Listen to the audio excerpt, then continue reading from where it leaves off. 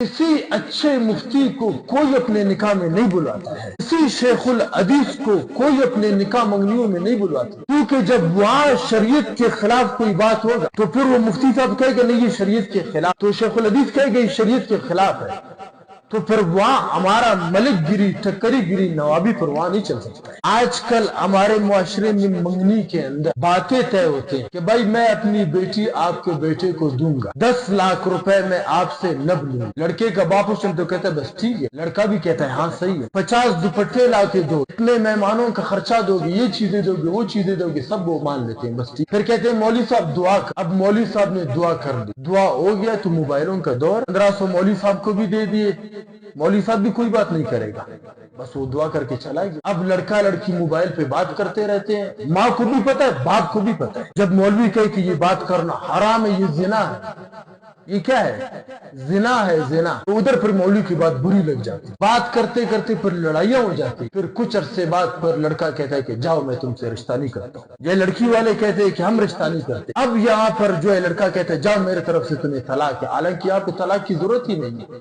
ये मंगनी है, निकाह नहीं हुआ है। अब लड़की का वालिद खड़ा हो जाता है कि तुम्हारे बेटे ने मेरी बेटी को तलाक दिया है, वो 10 लाख रुपए जो लब लिखा हुआ था वो तो लब नहीं, तो वो तो मेरी बेटी का हक में है। अब बाप झूठ बोलता है यहाँ, और भाई भी झूठ बोलते हैं, फिर भी किसी मुफ्ती के पास नहीं जाते। फिर कोई टकरी, कोई मलिक, कोई सरदार इनका फैसला करता है, लड़के वाले से 10 लाख रुपए लेके लड़की वालों को दे देते। फिर बाद में लड़के वाले आके पूछते हैं कि हमसे 10 लाख रुपए वो अखमेर के तौर पे ले लिया, ये जायज है नहीं है जायज, तो हम कहते हैं नहीं हमारे पास नहीं आओ।